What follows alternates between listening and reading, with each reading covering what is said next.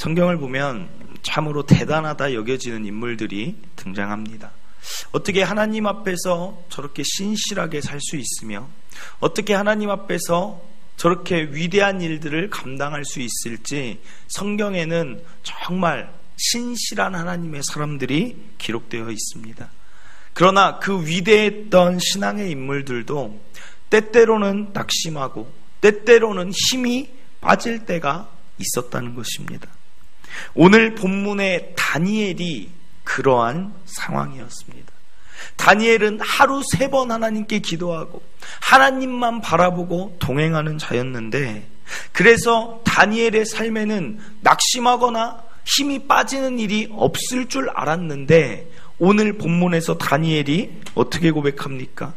10장 8절에 보면, 그러므로 나만 홀로 있어서 이 큰 환상을 볼 때에 내 몸에 힘이 빠졌고 나의 아름다운 빛이 변하여 썩은 듯 하였고 나의 힘이 다 없어졌다라고 고백하고 있다는 거예요.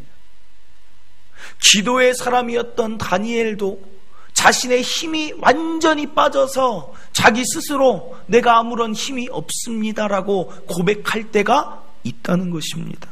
그럼 그가 왜 이렇게 힘이 빠졌는가? 16절에 그 이유가 나옵니다. 내 주여, 이 환상으로 말미암아 근심이 내게 더함으로 내가 힘이 없어졌나이다.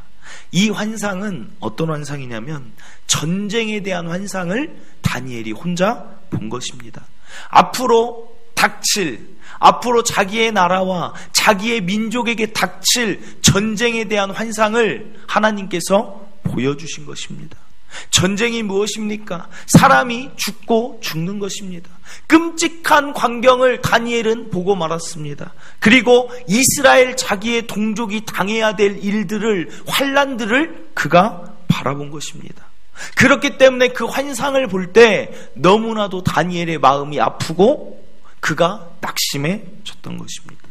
이를 볼 때 인간의 낙심이 언제 오는가 보면 자기 스스로 할 수 없는 일들이 닥쳐올 때 사람이 무너지고, 그리고 자기가 아무리 기도하고 열심히 신앙인으로 살았어도 우리의 힘으로 바꿀 수 없다는 자신의 한계를 느꼈을 때 힘이 빠질 때가 있다는 것입니다. 즉 다니엘도 오늘 그러한 상황이라는 것입니다. 힘이 얼마나 빠졌는지 아름다운 나의 빛이 다 사라져버렸습니다 라고 고백하고 있다는 거예요. 그런데 오늘 본문에서 우리가 주목하길 원하는 것은 다니엘은 이렇게 힘이 빠졌는데 그 낙심이 오래가지 않았다는 거예요. 그가 19절에 이렇게 고백합니다. 내가 곧 힘이 나서, 그가 힘이 빠져서 나의 아름다운 빛이 다 없어졌습니다라고 고백한 게 바로 얼마 전인데, 바로 그가 내가 곧 힘이 났다라고 이야기하고 있다는 거예요. 그가 밝힌 이유는 무엇입니까? 내 주께서 나를 강건하게 하셨다. 여기서 주는 천사를 의미하는 것 같지만 결국은 하나님이 나를 강건케 하셨습니다라는 고백입니다. 하나님은 사람을 강건케 하십니다. 그래서 오늘 나누길 원하는 것은 과연 하나님이 어떻게 하셨길래 이렇게 낙심된 자가 곧 힘이 날 수 있는지를 우리가 함께 살펴보길 원합니다. 하나님에 대해 우리가 알 때, 하나님에 대한 지식이 늘어갈 때 우리가 더 평안을 누리며 힘을 내며 살 수 있습니다. 첫째로 하나님은 어루만지시는 하나님이십니다. 오늘 본문 10절, 16절, 18절을 다 보면 공통점이 나와요. 다니엘과 쭉 이야기하면서 말하는 게 뭐냐면 한 손이 있어 나를 어루만지기로, 16절에도 인자 같은 이가 있어 내 입술을 만진지라, 18절에도 보면 사람의 모양 같은 것 하나가 나를 만지며. 어루만진다는 게 무엇입니까? 아무나 어루만지면 큰일 나요. 이것은 사랑하는 사람들에게만 허용되는 행동이라는 거예요. 즉 어루만진다는 것은 사랑이 전제되어 있습니다. 그리고 어루만지기 위해서는 그 사람을 만나야 돼요.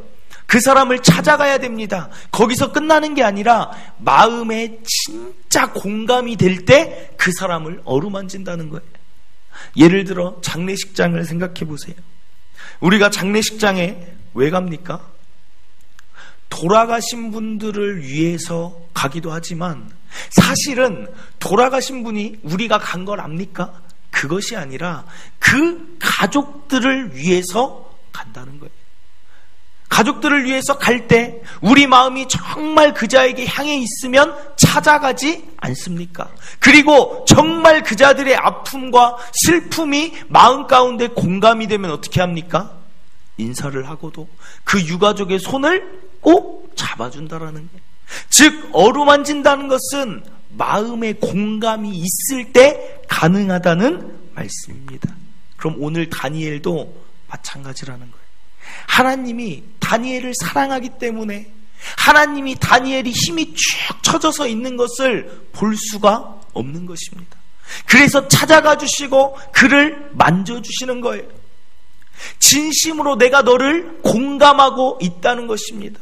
너의 사역의 아픔, 네가 그렇게 열심히 했지만 변하지 않는 동족 이스라엘에 대한 그 아픔, 내가 그렇게 신앙인으로서 모범을 보이고 살았지만 이 세상의 일들이 네 맘대로 되지 않았을 때 오는 그 아픔을 내가 진심으로 공감하고 있다는 것이 바로 어루만짐에 나타난다는 사실입니다.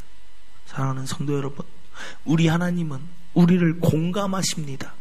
우리가 아픈 것이 있으면 그것을 공감하시고 찾아오시고 어루만져 주시는 하나님이신 줄 믿으시길 바랍니다. 그런데 문제는 뭐예요? 하나님이 눈에 보이지 않으니까 정말 내 아픔과 내 답답함과 내 때로 있을 낙심에 정말 관심이 있는가? 라는 의문이 들 때도 있어요.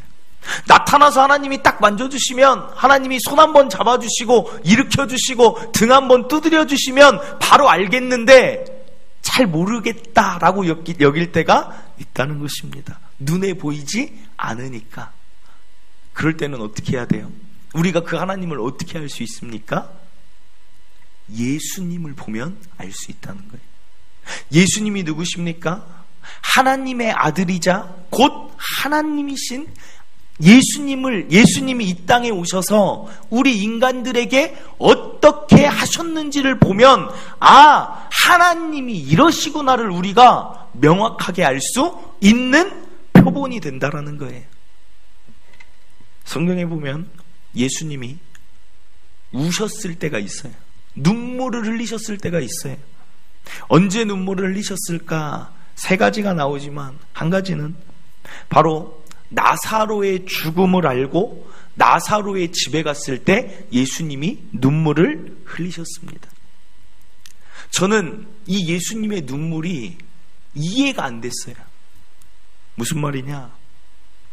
예수님이 지금 나사로에게 뭐하러 갔어요? 나사로의 집에? 나사로를 살리려고 갔어요. 나사로가 죽은 줄 알고 나사로를 살리려고 이미 계획하셨습니다. 그 계획이 어디에 나오냐면 마르다에게 이미 얘기하세요. 예수께서 이르시되 내 오라비가 다시 살아나리라 이미 말씀하고 계세요. 무슨 말이에요? 이미 살리러 갔는데 예수님이 우셨다는 거예요. 어떻게 우셨느냐? 그곳에 갔더니 여러 사람들이 울고 있는 걸 보고 예수님도 같이 그 모습을 보고 우셨어요. 요한복음 11장 33절 예수께서 그가 우는 것과 또 함께 온 유대인들이 우는 것을 보시고 심령의 비통이 여기시고 불쌍히 여기사 이르시되 그를 어디에 두었느냐 이르되 주여 와서 보옵소서 하니 예수께서 눈물을 흘리시더라. 제가 이해가 안 된다는 말은 무슨 말이냐면 분명히 살릴 계획이 있었어요. 그럼 어떻게 합니까? 가서 사람들이 울고 있으면 어떻게 해야 돼요? 야, 저 같으면 그랬을 것 같아요. 울지 마. 난 너희들 다 울지 마. 내가 이제 곧 살릴 거니까 울지 말고 장례 준비하지 말고 축제 준비나 하고 있어. 내가 살릴 수 있는 능력이 있는 자인데 내가 그 아픔에 동참하겠습니까? 부자인 사람이 가난한 자의 그 마음을 그렇게 잘 공감하겠습니까? 모든 걸 다 가진 자가 없는 자 그 사람을 공감하겠습니까? 그런데 우리 예수님은 그게 아니라는 거예요. 바로 살릴 줄 알면서도 예수님은 그들을 보면서 그 마음을 같이 느끼면서 눈물을 흘리고 계신다는 거예요. 즉 이것이 무엇을 말씀하느냐? 예수님이 느끼시는 것은 우리와 다른 감정이 아니라는 것입니다. 우리가 이 자리에 나와서 하나님, 내 마음에 이런 아픔이 있고 내 마음에 이런 슬픔이 있습니다. 하나님은 그 마음의 아픔을 신의 능력으로 추측해서 아는 게 아니라 그냥 그 마음 그대로를 아신다는 사실입니다. 나를 있는 그대로 공감할 수 있다는 거예요. 그럼 어떻게 그럴 수 있습니까? 예수님이 다 겪어보셨기 때문에. 예수님이 인간으로 살아보셨잖아요. 예수님이 인간으로 이 땅에 내려와서 어떤 것들을 겪으셨습니까? 먼저는 가족들의 배반. 가족들이 자기를 다 배신하는 거예요. 가족들이 자기를 인정하지 않는 마음의 아픔도 겪어보셨어요. 그뿐 아닙니다. 제자들을 그토록 사랑하고 3년 동안 교제했지만 제자들은 예수님을 결정적인 순간 배신했어요. 인간의 배신에서 오는 아픔, 예수님은 알고 계세요. 그뿐 아닙니다. 사람들이 멸시했어요. 죄를 짓지 않았는데 억울한 심정이 예수님 안에 있었다는 거예요. 억울하게 그들이 멸시하고 조롱하고 때로는 폭행하고 침을 뱉고 뺨을 때리는 것을 예수님은 경험했습니다. 그래서 정말 억울한 일을 당한 자의 마음을 누가 가장 잘 알까요? 예수님은 알아주신다는 것입니다. 그리고 거기서 멈추지 않아요.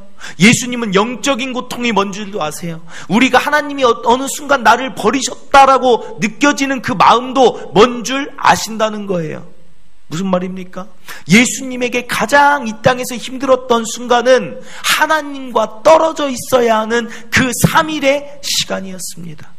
가장 큰 고통은 그거였어요. 그래서 예수님이 십자가상에서 뭐라고 말씀하십니까?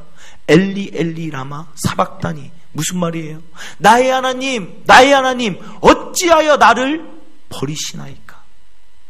하나님과 한 번도 떨어져 본 적이 없는 신이 그 하나님과의 교제 가운데 떨어져야 하는 영적인 고통까지 예수님은 다 경험하셨어요.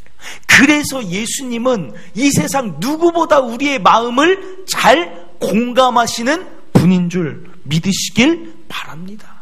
하나님도 마찬가지라는 거예요. 우리의 힘듦과 낙심을 아까도 이야기했지만 추측하시는 게 아니에요. 있는 그대로 느끼시는 분이 하나님이십니다. 그래서 히브리서 4장 15절에 이런 말씀이 있어요.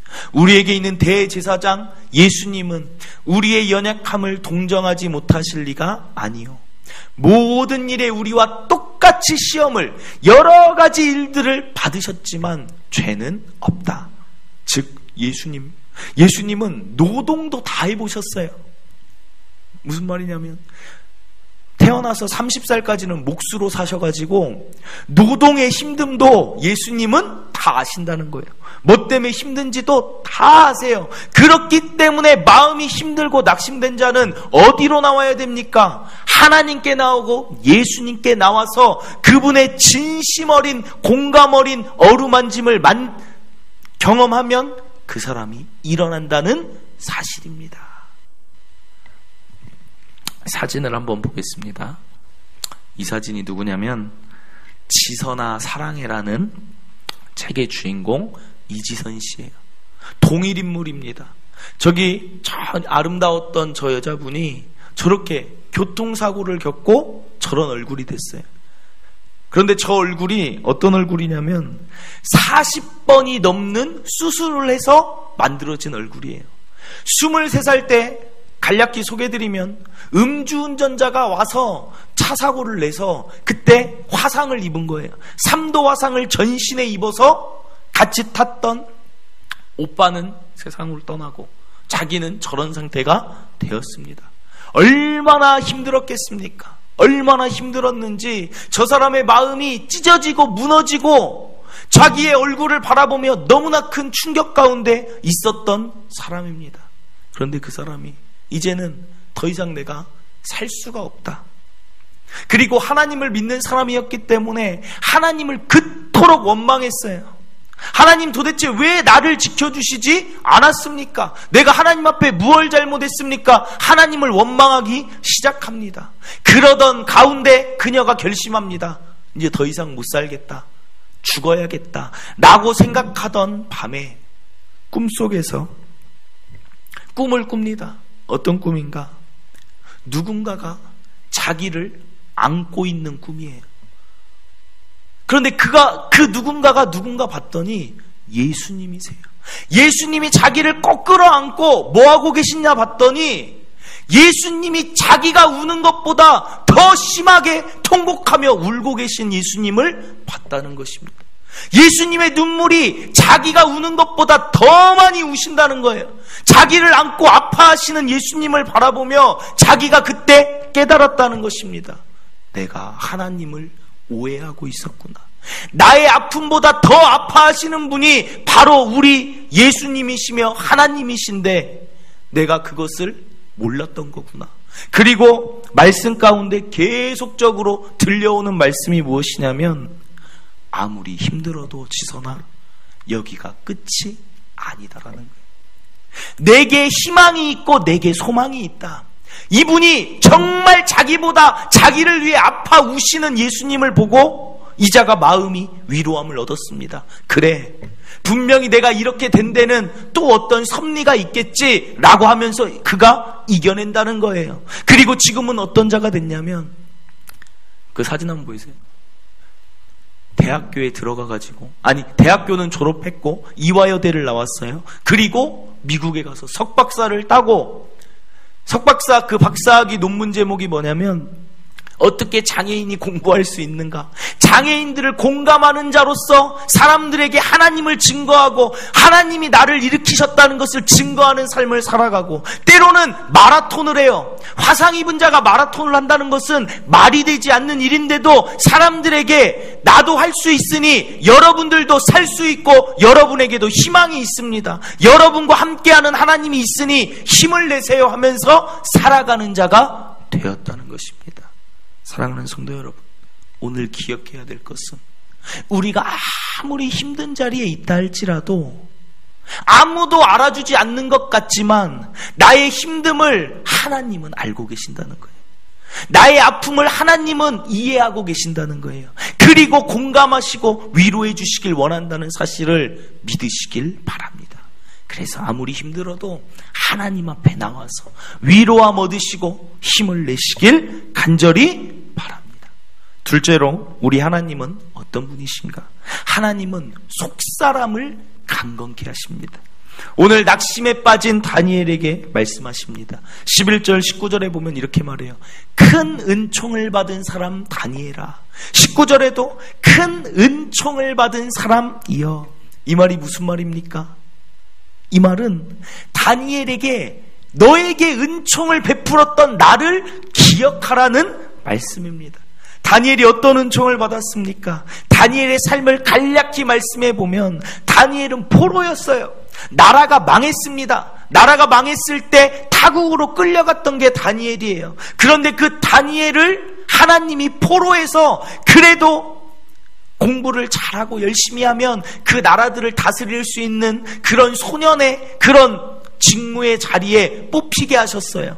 그것도 얼마나 큰 은총입니까? 어딘가로 들어가서 일만 하고 살게 하지 않고 궁궐에서 교육받으며 살 수 있게 하나님이 은총을 베풀어 주셨어요. 그리고 그 중에서도 하나님께서 은총을 베풀어 주시사 그에게 학문과 서적을 깨닫게 하셨어요.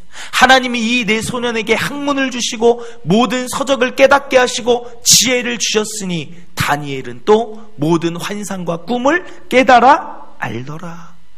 그리고 이 지혜가 얼마나 대단한지 다니엘 1장 20절에 보면 왕이 그들에게 모든 일을 묻는 중에 그 지혜와 총명이 온 나라의 박수와 술객보다 10배나 낫다. 하나님이 지혜를 다니엘에게 얼마나 은총을 베풀어 주셨는지 일반 같은 사람인데 10배나 지혜가 뛰어난 거예요. 그러니까 왕이 이 사람을 총리로 안 쓸 수가 없어요. 다니엘 신기한 게 뭔지 아세요? 재미난 게 뭐냐면 다니엘이 살던 시대에 왕이 4번 바뀝니다. 정권이 바뀐 게 아니라 나라가 4번 바뀌었어요. 그런데 다니엘을 다 그 4번의 나라에서 다 다니엘을 총리로 쓰는 거예요. 왜요? 하나님이 은총을 베풀어 주시다 지혜가 10배나 뛰어나니까 왕들이 안 쓸 수가 없는 거예요. 다니엘이 사자굴에 들어간 이유가 뭔지 아세요? 정권이 바뀌면 어떻게 해요? 기존에 있던 사람들을 내려요. 그래야 자기가 올라가요. 그 왕하고 같이 했던 사람들이. 그런데 다니엘은 여전히 언제나 넘버 2니까 넘버 3들이 시샘을 하는 거예요. 그래서 끌어내리고자 해서 흠을 찾은 게 왕 앞에 절하지 않는 것을 보고, 왕 이외에 기도하는 그걸 보고 함정을 파서 사자굴에 시샘에서 빠뜨린 것입니다. 그만큼 다니엘이 탁월하게끔 하나님이 해주셨다는 거예요. 그리고 사자굴에 들어가서도 어떻게 됩니까? 하나님의 은총이 사자굴에도 임하니까 사자굴에서도 건짐을 받는다는 것입니다. 즉 은총받은 자여, 은총받은 다니엘아, 이 말은 뭐예요? 기억하라. 내가 너와 지금까지 어떻게 함께 했는데, 내가 무엇 때문에 걱정하고 근심하고 염려하고 낙심하냐는 그 말씀입니다. 나를 다시 한번, 너와 함께하는 나를 기억하라는 말씀입니다. 그래서 19절에 이렇게 나오죠. 큰 은총받은 사람이요. 그리고 바로 이어집니다. 내가 너와 함께하니 두려워하지 말라는 거예요. 내가 너와 함께하고 있는데 평안하라는 것입니다. 내가 너와 함께하고 있기 때문에 너는 할 일이 강건하고 강건하라는 것입니다. 이게 하나님의 우리의 속사람을 만들어주시고, 우리의 속사람이 우리가 어떤 자의 위치에 있는지를 다시 한번 생각해 하시는, 속사람을 강건케 하시는 하나님이신 줄 믿으시길 바랍니다. 하나님이 모세를 부를 때도 마찬가지예요. 모세를 찾아갔더니 모세가 속사람이 다 무너졌어요. 애굽의 왕자였지만 지금은 아무 별 볼 일 없는 노인이기 때문에 너를 이스라엘의 지도자로 세운다 해도 마음이 무너져서 말합니다. 저는 혀가 두네요. 저는 할 수 없어요. 그때 하나님이 다시 말씀하십니다. 여호와께서 이르시되 누가 사람의 입을 지었느냐? 누가 말 못하는 자나 못 듣는 자나 눈 밝은 자나 맹인이 되게 하였느냐? 나 여호와가 아니냐? 이제 가라. 내가 내 입과 함께 있어서 할 말을 가르치리라. 내가 함께 할 테니 약해지지 말라는 것입니다. 여호수아에게도 마찬가지예요. 모세를 뒤에 이어서 그 말 안 듣는 이스라엘을 이끌 지도자가 되니까 얼마나 두렵겠어요. 그때도 하나님이 그 마음을 아시고 찾아가 주시고 그 속사람을 강건케 해주십니다. 어떻게 하십니까? 내 평생에 능히 너를 대적할 자가 없으리니 내가 모세와 함께 있었던 것 같이 너와 함께 있을 것임이니라. 내가 너를 떠나지 아니하며 버리지 아니하리니 두려워하지 말고 평안하고 강건하고 강건하라는 말씀입니다. 하나님은 우리의 속사람을 강건케 하시기 때문에 내 마음이 무너지고 약해졌을 땐 누구한테 가야 돼요? 하나님 앞에 나오면 하나님이 나를 세워주시는 것입니다. 겉사람이 훌륭해 보인다고 그 사람이 잘 사는 게 아니라 속사람이 강건해야 그 사람이 정말 잘 사는 사람입니다. 그것은 하나님만 하실 수 있다는 것입니다. 세상은 반대예요. 세상은 자꾸만 안 된다는 소리로 가득 차 있습니다. 속사람을 자꾸만 무너뜨려요. 세상은 뭐라고 얘기합니까? 이 세상에 믿을 사람 하나도 없으니까 네가 정신 똑바로 차리고 살아야 된다. 그러면 혼자 그것을 살아가려니까 두려움도 있고 때로는 답답함도 있는 거예요. 금수저로 태어나지 않으면 이 세상 잘 못 살 것처럼 이야기해요. 아무리 노력해도 이미 태생에서 니들이 다 결정된 거니까 안 될 거야 라고 이야기합니다. 이 말이 사실입니까? 아니라는 거예요. 그런데도 속사람이 다 무너진 자들이 존재한다는 것입니다. 취업이 힘들다고 얘기해요. 그러나 정말 취업이 힘듭니까? 물론 예전보다 힘들어진 건 있겠지만 그래도 이 세상의 주변의 눈을, 속사람을 강건케 하고 둘러보면 나 하나 먹고 살 수 있는 일들은 분명히 있다는 거예요. 하나님이 우리에게 먹을 것 염려하지 말라고 하셨으면 당연히 우리가 살아갈 수 있는 일들이 있다라는 것입니다. 그런데도 청년들 가운데 취업을 포기한 자들이 너무나 많다. 몇십만이 취업을 그냥 포기했대요. 어차피 이 세상 힘드니까 취업 잘 안 되니까 나는 그냥 부모님한테 한 달에 30만 원만 있으면 되니까 그거 받아 사는 사람들이 많이 생겨버렸다는 거예요. 속사람이 다 무너져서 그래요. 세상의 소리에 속아서 그렇습니다. 결혼도 마찬가지예요. 결혼하면 돈 많이 들고, 결혼하면 힘든 게 있고, 어차피 이혼할 수도 있고, 여러 가지 세상의 소리에 속아서 결혼을 안 하려고 하는 자들이 있다는 거예요. 그래서 20대 중에 통계를 봤더니 20대 중에 50%는 결혼을 할 생각이 없다라는 사람이 통계에 나왔다는. 속사람이 얼마나 그들이 약해지고 세상의 소리에 귀를 기울이는지. 그리고 아이 낳는 것도 마찬가지예요. 결혼한 부부들 아이를 낳으라고 하는데 그 아이를 왜 안 낳느냐 하면 금전적인 문제 때문에. 그래서 그 찾아보니까 아이 한 명을 키우는데 돈을 누가 분석을 해놨어요. 아이 한 명 키우는데 얼마 드시는 줄 아세요? 사실 생각해보세요. 여기서 자녀들 키울 때 그거 계산하고 지금까지 아이 낳고 살아오셨습니까? 아니잖아요. 근데 이 젊은 사람들이 얼마나 약해졌는지 아이를 돈 때문에 못 낳겠대요. 그리고 지금은 시대가 바뀌어서 그런 말 하지 말래요. 아이를 한 명이 드는 양육수당이 3억 897만 원 정도가 든대요. 무슨 3억이 있어야만 아이를 낳는 건 아닌데 어떤 사람이 거기에다 글을 하나 남겼어요. 결혼 비용까지 하면 4억입니다. 그럼 둘 낳으면 7억, 셋 낳으면 10억 드니까 나는 애를 못 낳아. 얼마나 미련한 소리예요. 얼마나 안타까운 소리예요. 얼마나 세상의 소리에 속고 있는 소리냐, 그것입니다. 하나님 앞에 나오면 그 속사람이 강건해져서 그런 말 들으면서 살지 않게 된다는 거예요.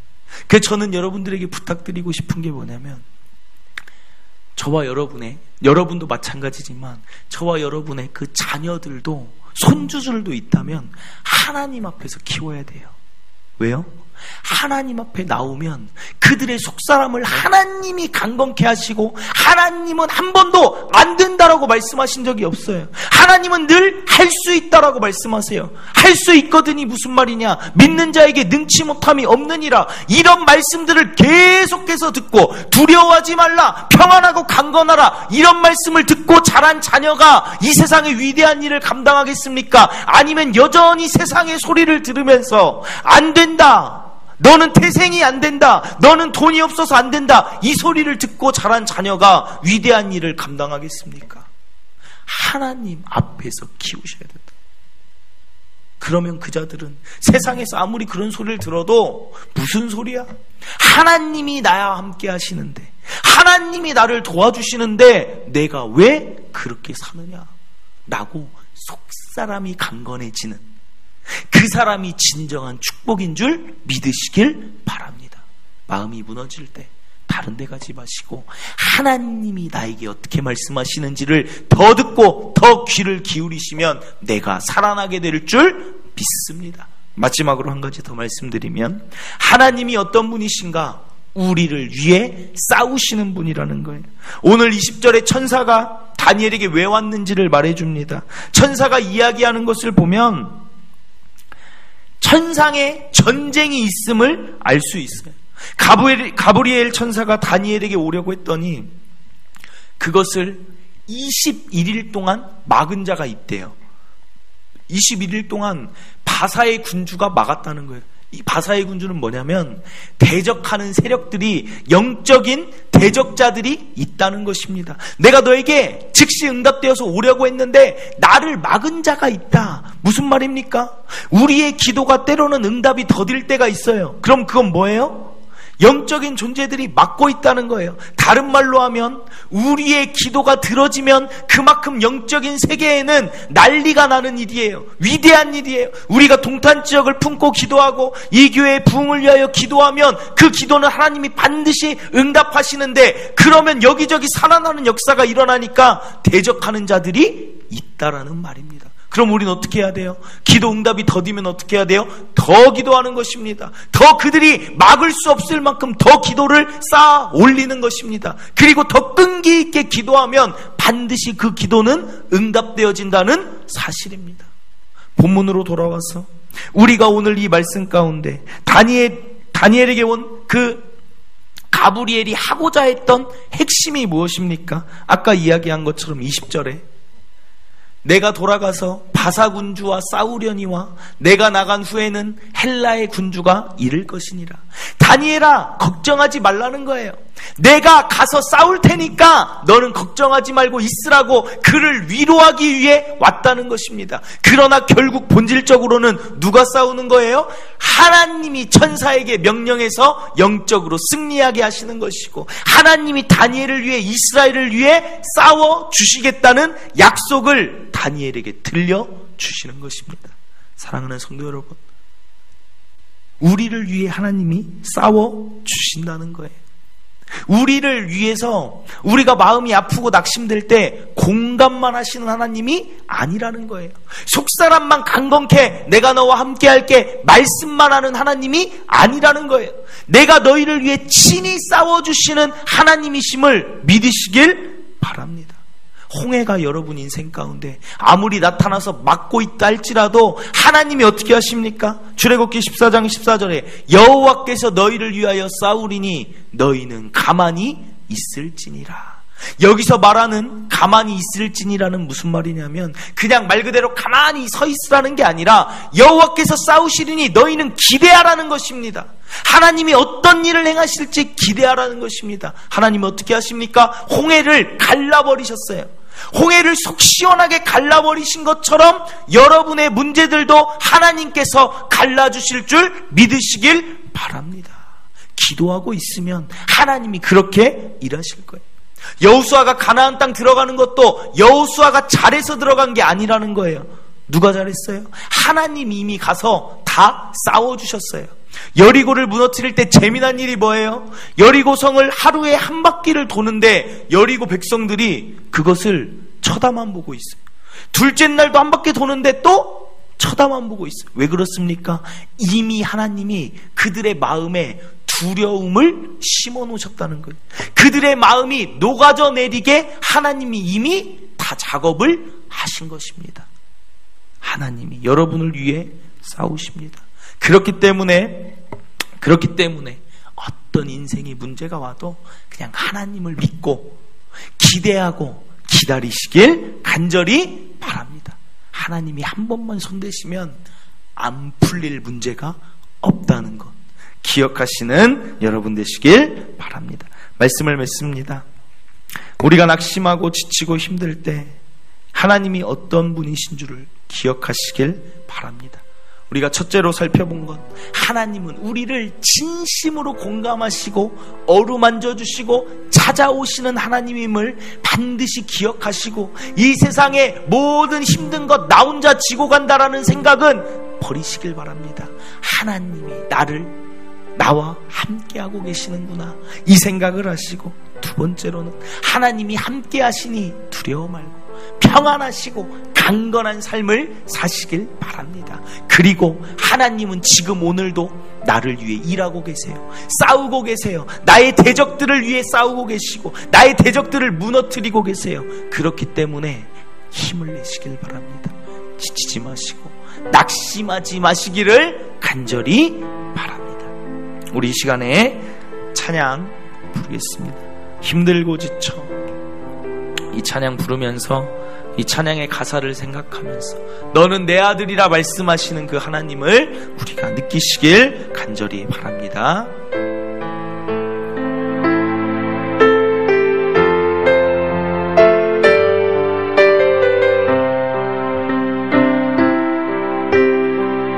힘들고 지쳐 낭만하고 넘어져 일어날 힘 전혀 없을 때에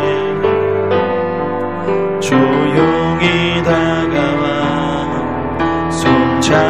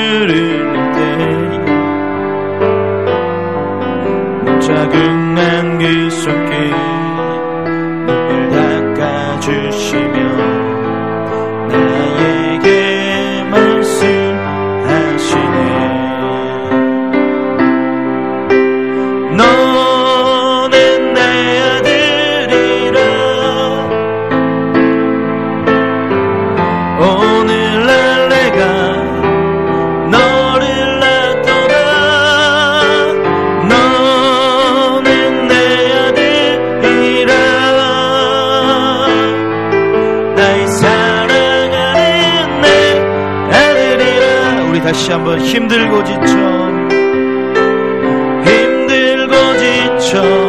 낙망하고 넘어져 일어날 일 전혀 없을 때에 조용히 다가와 손 잡아주시며 나에게 말씀하시네. 나에게 실망하며 내 자신 연약해 고통 속에 눈물을 흘릴 때에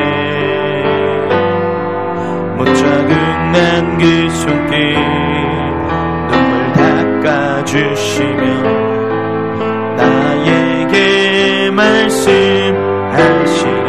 너는 내 아들이라. 너는 내 아들이라.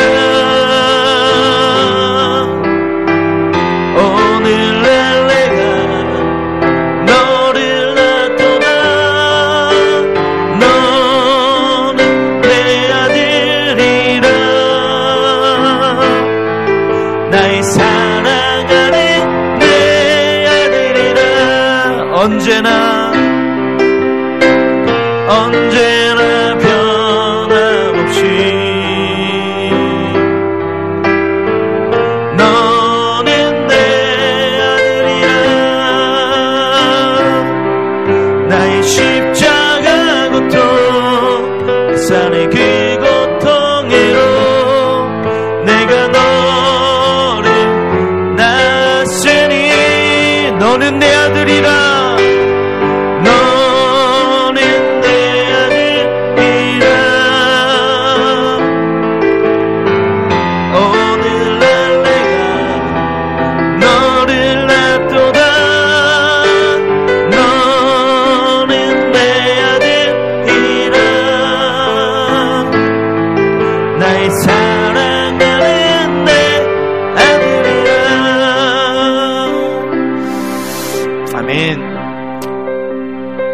하나님이 오늘 저와 여러분에게 말씀하십니다.